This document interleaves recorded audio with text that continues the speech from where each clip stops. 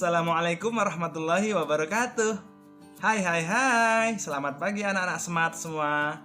Apa kabar kalian hari ini? Tentunya dalam keadaan sehat, tidak kurang suatu apapun. Begitu juga dengan keadaan Bapak.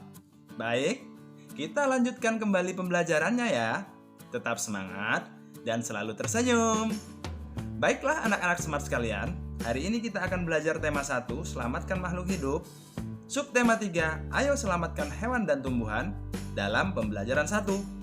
Namun, sebelum kita lanjutkan pada materi pembelajaran, jangan lupa untuk like, komen, dan subscribe, serta nyalakan tombol lonceng agar kalian tidak ketinggalan video terbaru dari Pak Imron Siregar di channelnya Pak Guru, IC Ayah Fabil.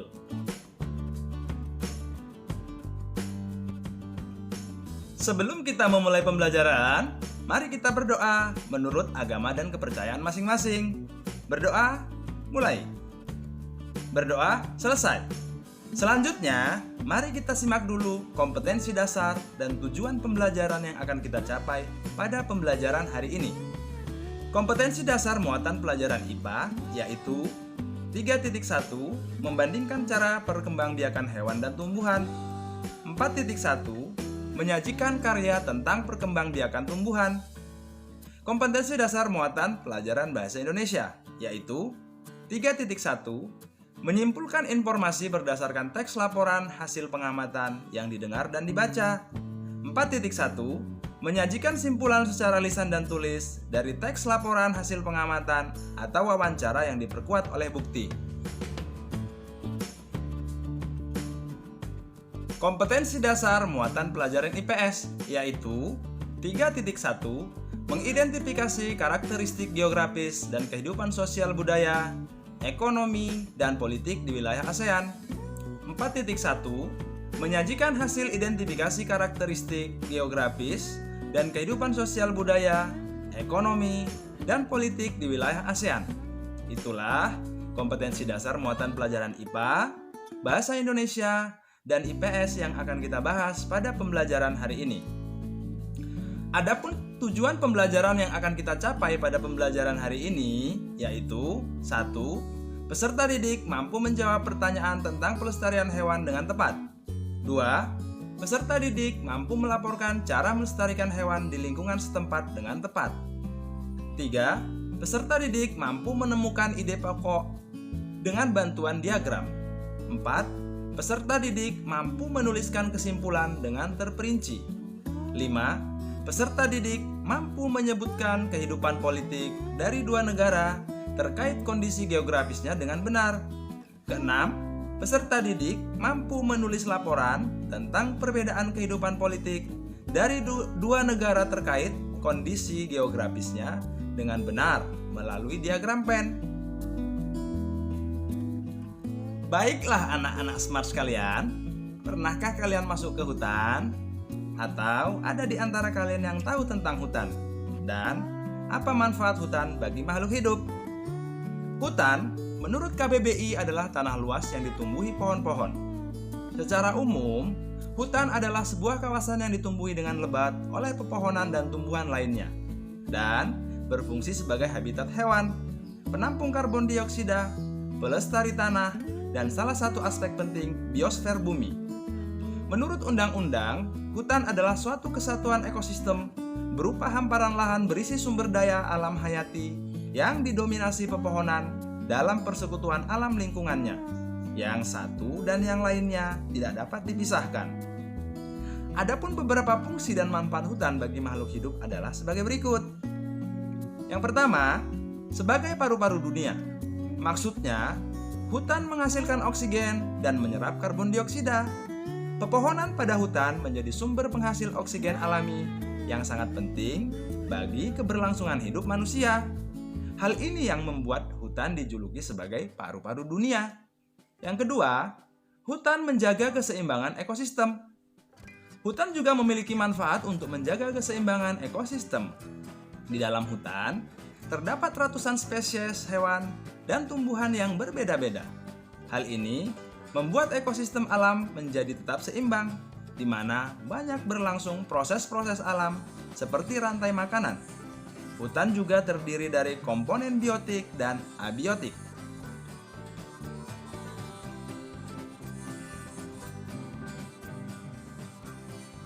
Fungsi hutan yang ketiga adalah menjadi habitat makhluk hidup. Hutan menjadi habitat atau tempat tinggal bagi makhluk hidup, baik hewan dan tumbuhan, atau bahkan manusia di suku pedalaman. Yang keempat, hutan mengatur iklim dan mendatangkan hujan. Hal ini karena hutan dapat mempengaruhi pola cuaca regional dan menciptakan iklim mikronya sendiri. Contohnya, bisa dilihat di hutan Amazon di Amerika Selatan yang mempengaruhi kondisi atmosfer dan menghadirkan curah hujan reguler di sekitarnya. Fungsi hutan yang kelima, menjaga kesuburan tanah.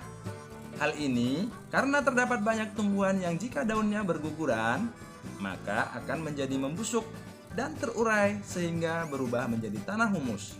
Humus dapat meningkatkan kesuburan tanah. Yang keenam, mencegah banjir dan tanah longsor. Hutan di dataran tinggi berfungsi sebagai daerah resapan air dan mencegah mengalirnya air. Aliran air akan terhambat sehingga dapat mencegah terjadinya banjir dan tanah longsor. Fungsi hutan yang ketujuh sebagai sumber makanan. Dalam hutan, kita bisa menemukan banyak buah-buahan dan sayur-sayuran. Selain itu juga ada hewan yang bisa dikonsumsi, seperti ayam hutan, rusa, kalkun, dan sebagainya. Tak heran jika hutan menyimpan banyak sumber makanan bagi manusia.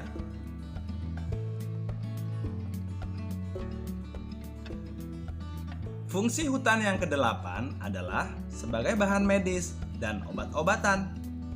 Ada banyak bahan-bahan herbal yang berguna untuk pengobatan.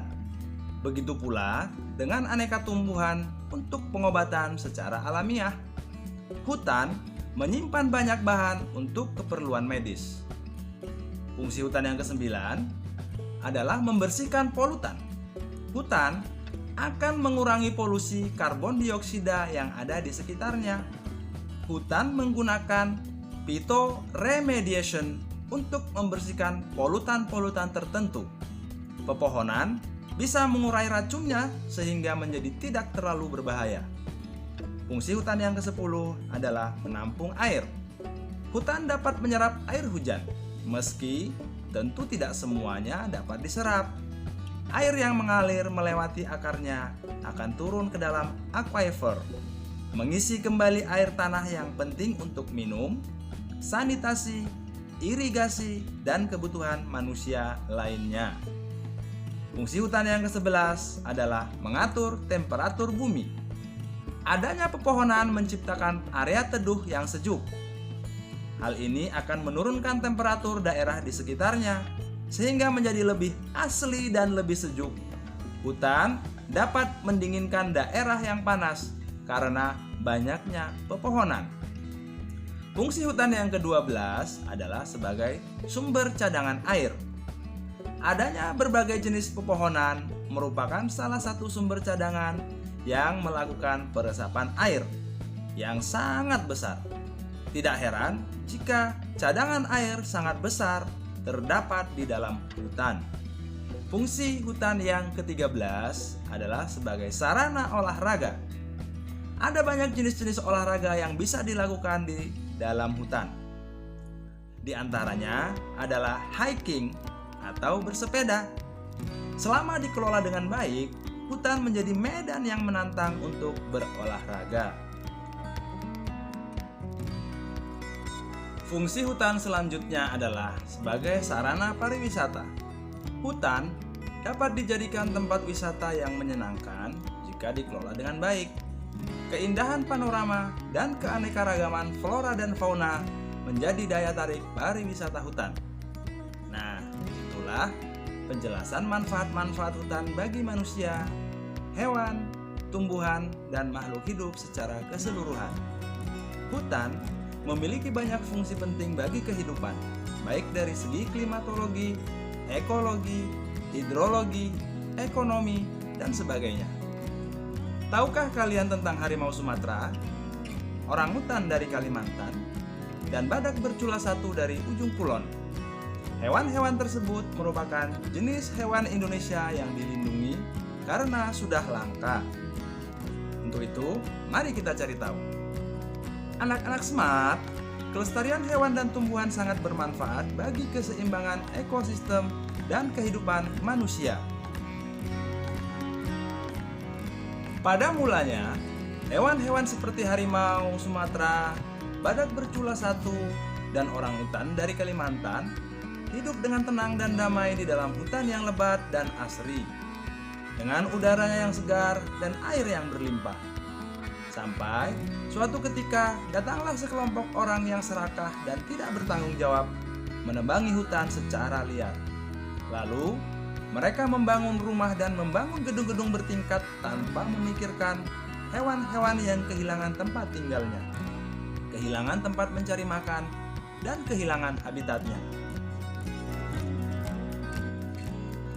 Bertambahnya jumlah penduduk dunia dan semakin meningkatnya kepentingan manusia menyebabkan hutan di dunia semakin terancam kelestariannya. Apa yang harus dilakukan manusia untuk menjaga kelestarian hutan dan hewan di dalamnya?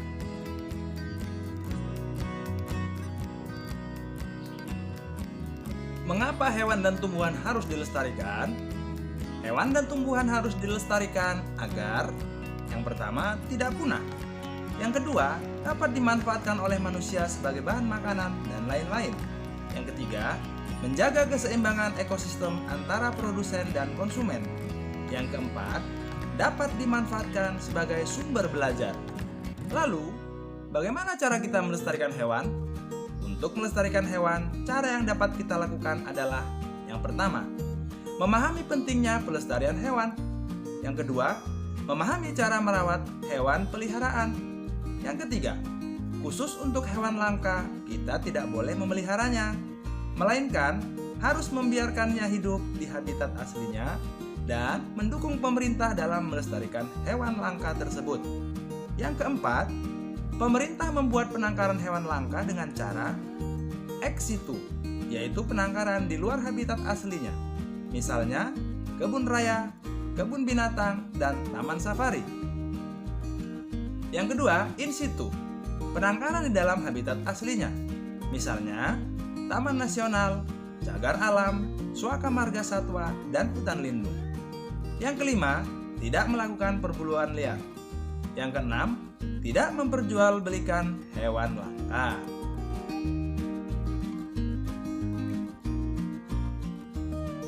Untuk lebih memahami tentang pelestarian hewan langka, mari kita baca teks yang berjudul Ayo, Lestarikan Hewan dan Tumbuhan Langka Indonesia.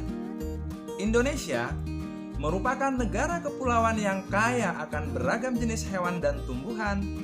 Setiap pulau di Indonesia memiliki hewan yang unik dan menjadi ciri khas pulau tersebut. Komodo di Pulau Nusa Tenggara Timur merupakan salah satu contoh hewan langka yang dilindungi oleh dunia internasional. Pulau Komodo secara resmi diakui sebagai salah satu dari 7 keajaiban dunia. Pulau ini menjadi sebuah taman nasional yang dikagumi oleh masyarakat dunia. Taman nasional banyak terdapat di Indonesia, seperti Taman Nasional Tanjung Puting di Kalimantan Tengah yang melindungi orang utan. Tujuan dibuatnya taman nasional adalah untuk melestarikan hewan dan tumbuhan yang semakin berkurang jumlahnya. Bertambahnya jumlah penduduk menjadi penyebab utama berkurangnya hutan tempat hidup hewan-hewan tersebut. Pembangunan gedung dan perumahan menjadi penyebab menyingkirnya hewan tersebut dari habitat aslinya. Perburuan liar mengakibatkan hewan tersebut berada di ambang kemusnahan. Anak-anak smart sekalian, selanjutnya carilah informasi tentang satu jenis hewan yang menjadi ciri khas daerahmu. Kumpulkan fakta-fakta hewan yang menjadi ciri khas daerahmu dan tuliskan dalam bentuk laporan sesuai dengan 6 ketentuan yang ada di buku tema 1 halaman 114. Selanjutnya, tugas kalian adalah tentukan ide pokok pada teks bacaan Ayo Lestarikan Hewan dan Tumbuhan Langka di Indonesia pada buku tema 1 halaman 112 sampai 113 dari paragraf 1 paragraf 2, dan paragraf 3. Lalu, buatlah kesimpulannya. Tuliskan kesimpulanmu di buku tema 1, halaman 115. Nah, anak-anak smart sekalian, hewan dan tumbuhan telah memberikan manfaat yang luar biasa. Bukan hanya untuk penduduk Indonesia, namun juga penduduk Asia Tenggara. Kondisi geografis yang sama membutuhkan pengaturan dan pemikiran agar penduduk dapat berdampingan dalam memanfaatkan kondisi alamnya. Negara-negara di kawasan Asia Tenggara mempunyai sistem pemerintahan yang berbeda-beda. Namun, pada dasarnya semua berbentuk republik, kecuali Thailand, Kamboja, Laos, Malaysia, dan Brunei Darussalam yang berbentuk kerajaan. Mari kita cari tahu tentang kondisi politik negara-negara ASEAN.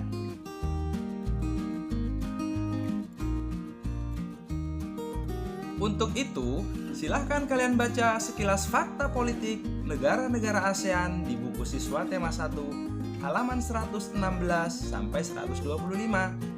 Mulai dari Brunei Darussalam, Kamboja, Indonesia, Laos, Malaysia, Myanmar, Filipina, Singapura, Thailand, dan Vietnam.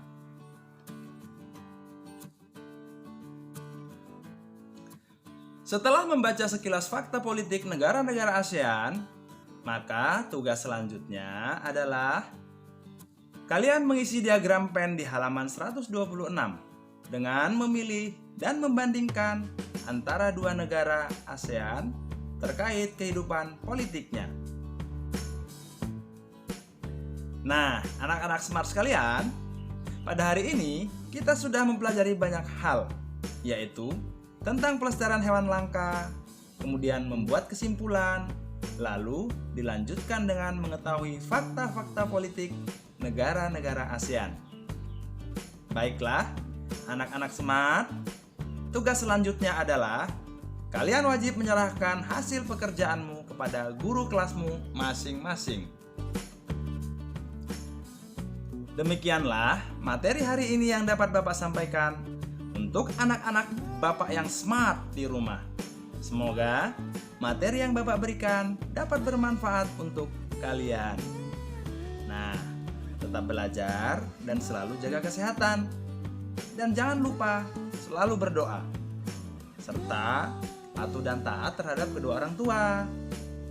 Oke anak-anak, akhir kata, billahi taufik wal hidayah. Wassalamualaikum warahmatullahi wabarakatuh. Sampai jumpa di video pembelajaran Bapak yang lain.